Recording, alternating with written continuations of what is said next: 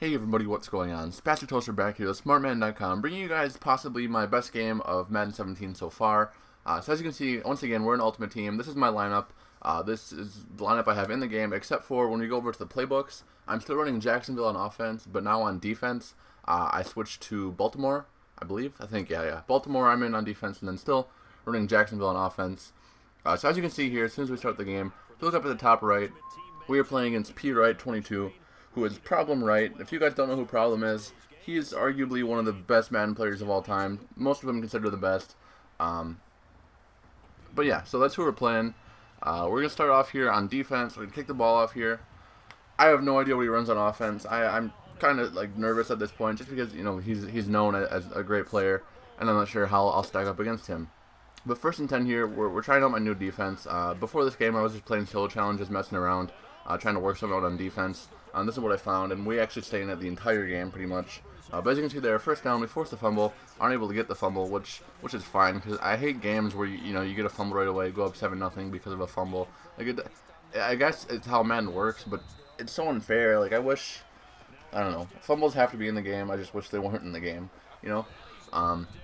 But right now, he probably doesn't know this at the time of the game, or he probably does later on, actually, but this defense is really weak to runs to the left side, and I don't really adjust to it at all. I just let him keep doing it because he doesn't do it very often.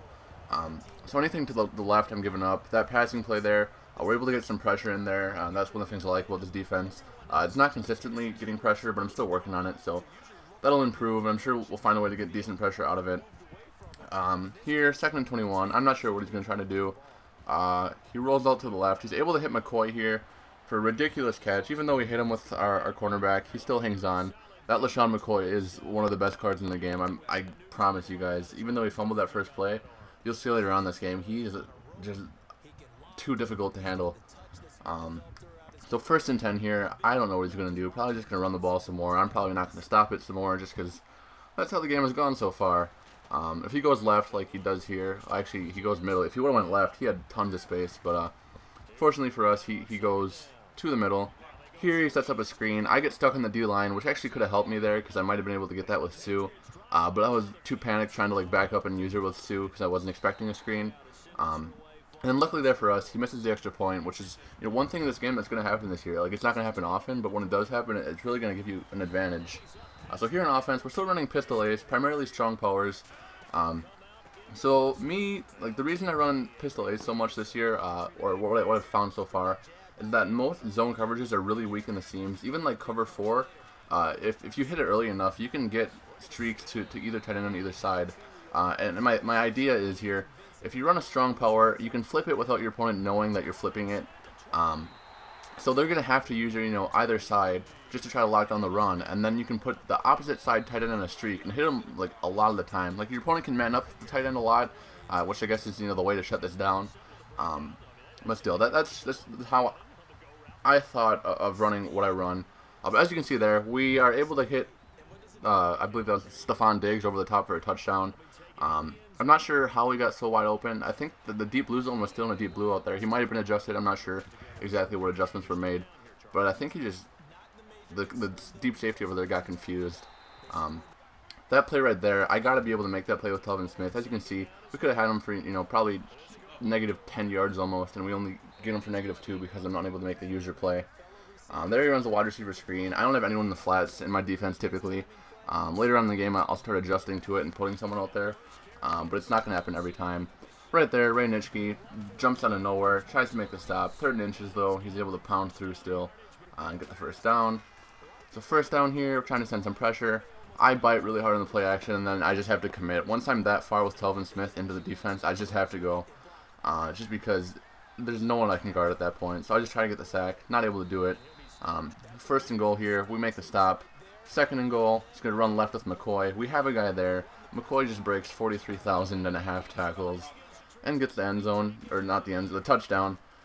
Then here, I'm not sure if he just wasn't paying attention to what he was doing or forgot that he missed the first extra point.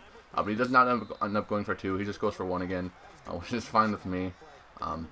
2nd down here, he has me pretty locked up. If I would have thrown that without getting hit, that might have gotten picked off. So I kind of got lucky with the sack there. 3rd and 10 here. We motion the running back to the right to try to make him focus on that right side flood, which he does, and we're able to hit DeAndre Hopkins wide open across the middle. Just going to try to strong cover here again, just get down the field, try to control the clock, and then go up 13 at half just to get ball back. So we're trying to run here more, manage the clock, just getting not too early, but we want to get in still. So first down here. We have too many deep routes for him to focus on, so we're able to hit DeAndre Hopkins, or is that, I don't know who that is, but we hit him on that in route there for a couple yards. Locks up the strong power here once again. I'm going to try it to the left, I believe here. Nope, we're going to pass. Going to try to pass. Oh yeah, right here we have Gronk wide open for a touchdown, and Aaron Rodgers overthrows it, which is really unfortunate. But like I said before, the seams on this play, they attack so well, especially if they're not in man coverage. As you'll see here, we're able to hit Charles Clay. We're able to squeeze in their possession catch that. And, that may be a risky throw, but if you have a decent tight end and you possession catch that, he's not going to drop that. Then here, I know he's expecting strong power, so I switched to an 0-1 trap and just pounded up the middle. Able to hit the extra point and go up 14-13 at half. And then at this point, he is just going to... He doesn't kneel at the ball, but he pretty much just runs out the clock. So going into the second half here, we are going to get the ball. We do return it, I believe, here. And yeah, we get hit by Problem pretty hard. Actually, not super hard, but that was a good play by him. First and 10 here. Trying to hit wide on the sideline, but I think he's manned up, so we get locked up pretty well right there. Second and 18. Trying to run a screen. He's in man coverage again. Ray Nitschke's right there to lock that up. Third and 18. I only have one row in the field that I think can beat man, and I'm forcing it if it does beat man or not. And luckily there, the way man coverage works this year, corners react really poorly, so we're able to get that in there. I aggressive caught that over the top, so I passed a little bit high and then just tried to aggressive catch. And luckily we got it with Hopkins. But again here we're forced in a really bad spot. He's running man press. I just put streaks on the field. I know one of them is going to get separation, and Lockett gets enough for me to try to force that in. I actually passed that inside. I noticed you can do that this year with streaks. You can pass them inside against press man, and sometimes they'll get open, and the corners just won't react to it. So it's not a good way to beat man. I wouldn't recommend trying to do that often. But it can happen. So 3rd and 7 here. I know he's in cover 2 zone. We put a streak on the right side as well as the wheel route, and that wheel is going to get wide open. Even if that guy would have been manned up on the wheel route, I think he still would have beat him. Here we try to fade to Hopkins. Doesn't work. 3rd down. We're trying to think of a way to get in the end zone. This entire year, I never once put my running back on a streak route, but as you can see here, we do.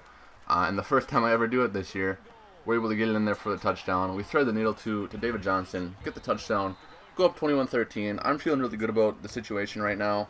Obviously, he needs 8 points. We've been playing decent defense, at least well enough defense to hold them for a good amount of time, where the game might be done by the time he scores a touchdown. If he doesn't get the 2-point conversion, we might win the game. So I'm comfortable right now. I mean, it's not an ideal position still. If we could be up 2 touchdowns or a touchdown on the field goal, that'd be good. But either way, we're still in good shape right now. Running to the left here once again, where I'm definitely weak to. I mean, later on this drive, I believe I adjust to it one time, and that one time makes the difference. Here, LaShawn McCoy breaks 43,000 tackles once again, which is a pain, but see, right here, this is the play. I thought I adjusted really well to it, but he still breaks everybody's tackle. And I think part of that is because like the new tackle battle feature. I'm not really sure how to do it yet. Right here on 2nd and 5, though, we tried to force something across the middle. It didn't see me because I kind of stepped in towards the defensive line and then backed up with Telvin Smith there. He just didn't know where I was. So at this point, we just have to run out the clock. Hopefully, he won't get the ball back. There we actually get a fumble, and the ball's still loose on the ground, but I guess I recovered it, so I'll take that EA. I appreciate that. 1st and 10 here, still trying to run out the clock. 2nd and 4, Adrian Peterson's going to try to fight here for the first down. Unfortunately, we don't get it yet. 3rd and 1, I'm going to try the QB sneak, get locked up again. Now 4th and 1, this is pretty much the play of the game. And at this point, I'm just thinking to myself, I don't know exactly what I want to do, because we've been getting at least a yard on almost every strong power we've ran. But I think he knows that, and he might run commit. So I ended up audibling here to a pass, just put Hopkins on a streak, and then have a slant and 2 flats. And luckily we were right. He does run commit. Hopkins wide open for the touchdown. We're going to take the 28-13 lead. Only a minute and 19 left. I'm pretty comfortable at this point. Like there's not a lot he can do to come back. Even if he scores, he needs a 2-point conversion and another score. And onside kicks this year, I don't know how effective they are. There we're able to get the sack. 2nd and 16 here. The flats are wide open again. That's because I left it open on purpose. At this point, we're just 4 deep. We have cover 4. We got guys back down the field. So 1st and 10 here. I think this is where Cam Newton goes super cam. Yep, yeah, it is. He breaks a tackle. We have to send someone after him just so he doesn't get yards. And then he passes the ball to the guy that was being covered by the guy I sent. So 1st and 10 here, we actually get like a gap and B gap out of my defense, which is nice. If I could get that to happen every time, I mean, that'd be grand. But I don't think it's going to happen. And at this point, he's just going to let the clock run out. So yeah, I think that's pretty much going to do it for this video. Good game problem if you're watching. I hope you play again later this year. Thanks everyone else for watching. I hope you enjoyed. Please subscribe, and I will catch you guys next time.